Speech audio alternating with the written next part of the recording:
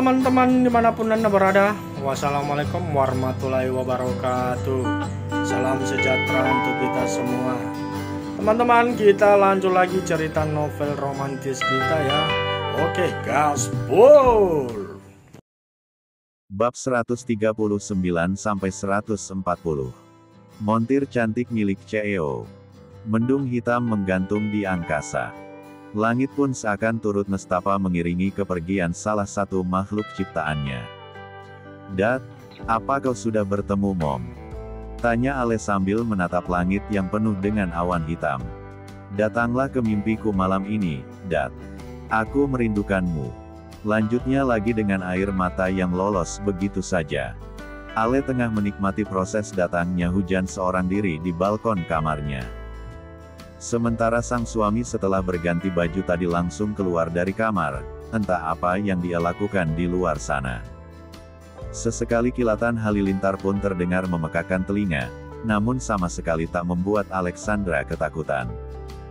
Saat Ale masih sibuk dalam lamunan kesedihannya, tiba-tiba ada tangan kekar penuh dengan urat melingkar di perutnya dengan dagunya diletakkan di atas bahu Ale.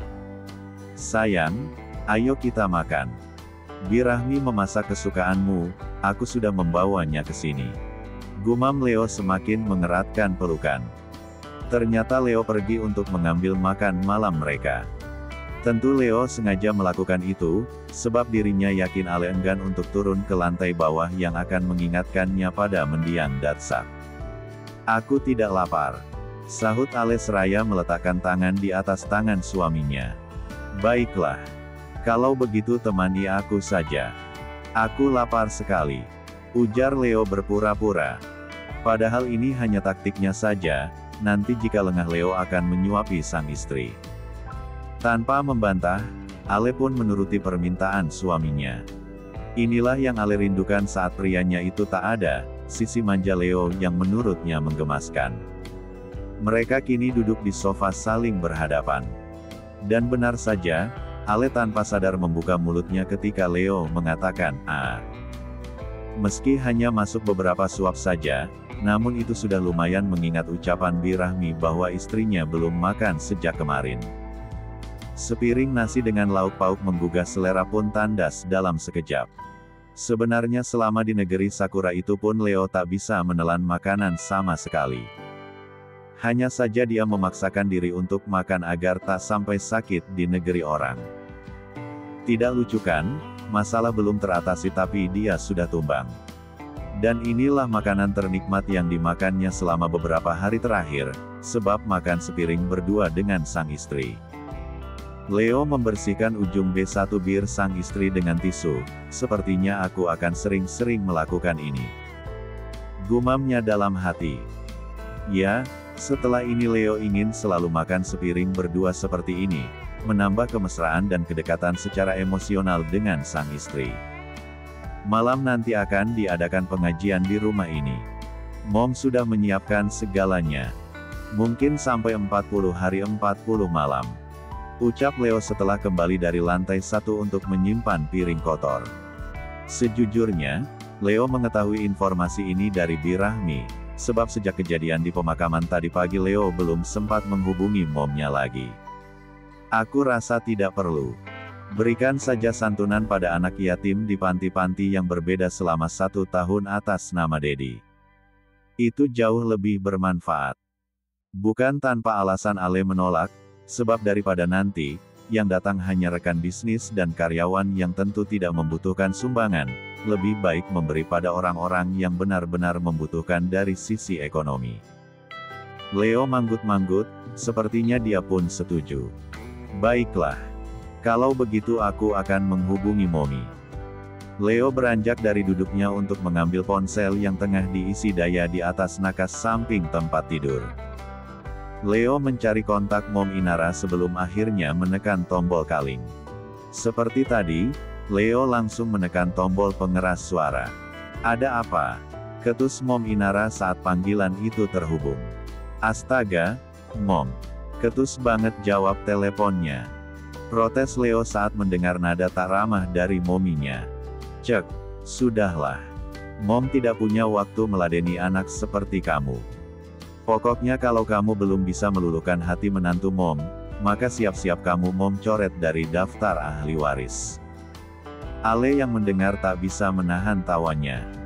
Ada perasaan bahagia dan haru melebur menjadi satu.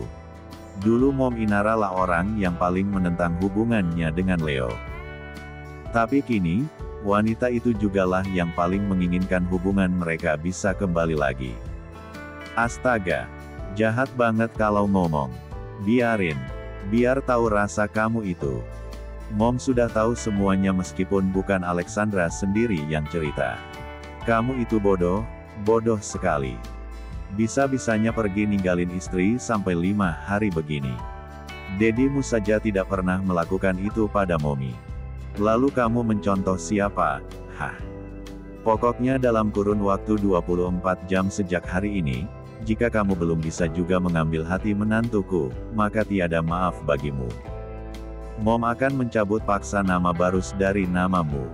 Mata Ale terbelalak. Sungguh tak percaya Mom Inara sampai sebegitunya membela dirinya. Ale menitikkan air mata keharuan, betapa baiknya Mimin. Dia mengambil datsak lalu menggantinya dengan sosok Mom Inara yang tegas namun penyayang. Ada lagi tidak yang mau dibicarakan? Kalau tidak ada Mom akan tutup teleponnya. Astaga, Mom. Aku bahkan belum bicara apapun. Leo tahu pasti Anggalah yang sudah bercerita pada mominya, sebab siapa lagi yang tahu cerita sedetail itu selain asisten pribadinya tersebut. Namun Leo tahu membuat Angga bicara pasti tidak juga mudah. Momnya pasti sudah mengancam Angga dengan ancaman ini dan itu agar asistennya tersebut mau membuka mulut. Sayang, bicaralah. Kamu tidak dengar Mom terus memakiku, Ham. Leo sengaja berbicara pada Ale dengan suara yang gak kencang. Menantuku, apa kamu di sana? Tanya Mom Inara setelah mendengar ucapan Leo barusan. Iya, Mom aku di sini. Jawab Ale dengan suara lebih bernyawa, tak seperti tadi. Kalian sudah baikan? Tanya Mom Inara dengan nada tak percaya. Sudahlah. Tidak baik suami istri marahan terlalu lama. Sahut Leo menimpali. Iya, apalagi sampai 5 hari. Itu jauh lebih tidak baik. Leo menelan selaivannya sambil menatap takut-takut wajah sang istri. Leo semakin yakin bahwa dirinya asli keturunan mominya. Kata-kata pedas yang sejak tadi dilontarkan Mom Inara, sama persis dengannya.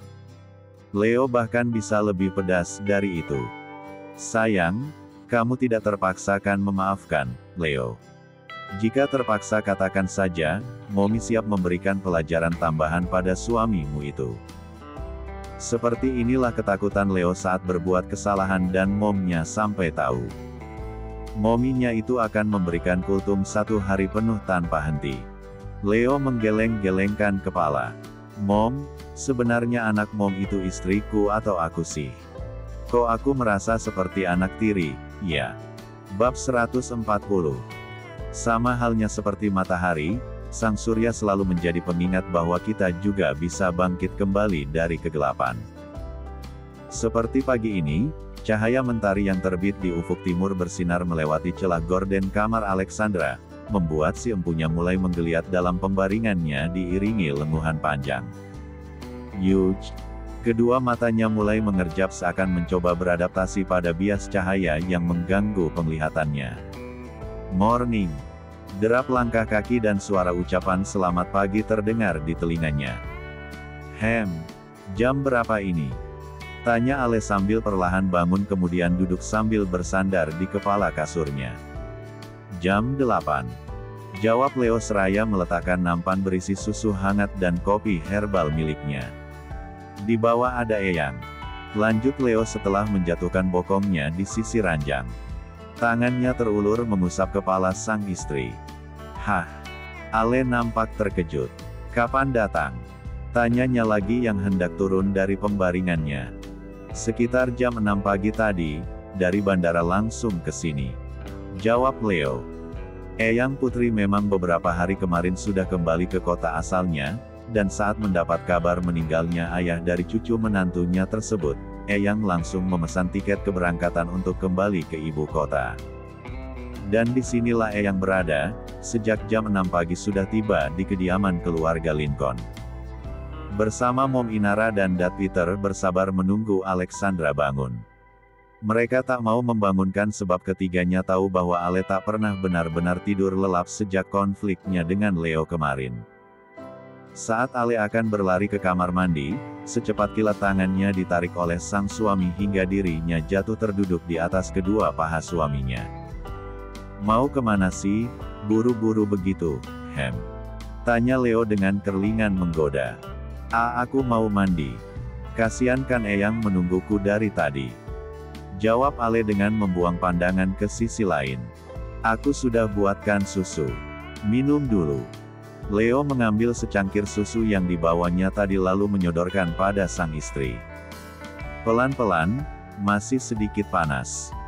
Ale pun mau tidak mau menuruti dan segera meneguk susu tersebut hingga tandas. "Tenang saja, Eyang udah ditemenin sama anaknya." Cuk. Tiba-tiba Leo menyapu habis sisa-sisa susu di sekeliling B1 bir sang istri dan sedetik kemudian mencuri C1 uman dari istrinya. "Morning kiss," gumam Leo tepat di atas bibir Ale, membuat wajahnya berubah warna menjadi merah delima. Plak. Ale memukul D4 bidang suaminya dan segera berlalu menuju kamar mandi. "Maafkan Eyang, sayang. Eyang baru bisa datang hari ini." Melihat Alexandra menuruni anak tangga, Eyang langsung menghampiri, menunggu cucu menantu kesayangannya itu tepat di tangga paling dasar. "Tidak apa-apa, Eyang." Ale memeluk Eyang, hangat. "Terima kasih." Sambungnya lagi. "Kamu yang sabar ya, Nduk.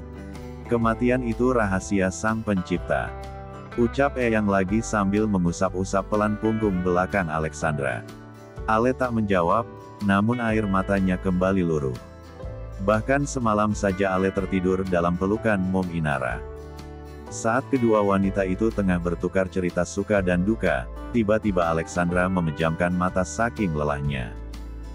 Dan Leolah yang mengangkat tubuh sang istri dari lantai 1 menuju lantai 2 dengan menaiki anak tangga satu demi satu. "Eyang, stop, kenapa bikin istriku nangis lagi, Hem?" Leo memaksa Eyang untuk melepaskan pelukan pada wanitanya. Eyang nampak kesal. Baf, baf. Tiba-tiba Eyang mendaratkan pukulan di tubuh Leo berkali-kali. "Aduh, Eyang, stop. Kenapa aku dipukulin sih?" Leo terus mengadu sambil menghindar. Namun semakin Leo kesakitan, Eyang semakin kuat memukulnya. Sementara Alexandra yang juga nampak terkejut tak bisa berbuat apa-apa, sebab dirinya sudah ditarik oleh Mom Inara untuk menjauh dari pertengkaran antara Eyang dan cucunya itu. "Eyang." Leo memekik sambil menahan tangan Eyang yang akan kembali melayangkan pukulan. "Apa? Hah?" Eyang dengan wajah menantang dan tatapan tajam seketika membuat Leo ciut. Au, lepasin Eyang, astaga. Bisa copot telingaku ditarik seperti itu." Leo kembali mengadu, bukan karena pukulan melainkan kini Eyang tengah menarik telinga cucunya dengan gemas. "Eyang sudah tahu semuanya. Dasar kamu, iya. Suami macam apa kamu ini, Ham? Meninggalkan istri berhari-hari. Siapa yang mengajarkanmu seperti itu, hah? Katakan pada Eyang, biar sekalian Eyang beri pelajaran." Mendengar Eyang berkata panjang lebar, Leo sontak menoleh pada mominya. Menatap dengan pandangan tak percaya. Tentu saja pasti mominya lah yang secara sukarela bercerita pada Eyangnya hingga membuat Eyang menjadi semarah ini. Mom Inara mengalihkan pandangan, berpura-pura tak melihat Leo. "Sayang, ayo kita ke dapur, bantu Bi Rahmi menyiapkan sarapan pagi." Mom Inara malah mengajak menantunya meninggalkan Leo dan Eyang, membuat Leo semakin dilanda kecemasan. Takut kalau Eyang akan kembali memukulinya secara membabi buta seperti tadi. Jujur saja, pukulan Eyang terasa cukup menyakitkan. Tapi, Mom. Ale sebenarnya enggan untuk meninggalkan Leo. Kasihan juga melihat suaminya dipukuli seperti anak kecil yang ketahuan berbuat nakal. Padahal tak sepenuhnya itu kesalahan Leo. Namun melihat raut Eyang, Ale pun jadi ikut merasa takut. Sudah. Biarkan saja suamimu diberi pelajaran sama Eyang, biar gak semena-mena dia jadi suami. Mom Inara merangkul bahu menantunya, memaksa Ale untuk ikut mengayunkan langkah menuju dapur. Leo hanya bisa menatap punggung ibu dan sang istri yang perlahan mulai menghilang dari pandangan. Sini, ikut Eyang. Eyang berjalan menuju taman belakang. Leo tanpa una-inu langsung mengekor di belakang Eyang Putih. Kamu ini bagaimana sih, Leo? Membuat malu nama besar keluarga Joyo Hadikusumo saja. Eyang menjatuhkan bokongnya di kursi taman. Tapi Eyang, aku pergi ada alasannya. Sahut Leo membela diri. Apapun alasannya tak seharusnya kamu pergi tanpa pamit. Eyang kecewa sekali sama kamu. Kamu itu sudah menikah, tidak baik pergi lama-lama meninggalkan istri, apalagi tanpa pamit dan kabar seperti itu. Leo menunduk, ya, benar. Apapun alasannya Leo tetap salah, pun di mata Mom Inara dan Eyang. Maaf, Eyang. Ujar Leo mengakui kesalahan. Minta maaflah pada istrimu. Wanita sebaik dan setulus Alexandra tidak layak mendapat perlakuan seperti itu. Eyang mencoba menetralkan kembali emosinya dengan meneguk teh kamomil yang dibuatkan Bi Rahmi. Memang sebelum Ale dan Leo turun, Eyang Putri dan Mom Inara berbincang ini dan itu di taman belakang. Dan dari sanalah Eyang Putri tahu kelakuan Leo pada istrinya. Dengar baik-baik yang akan Eyang katakan padamu.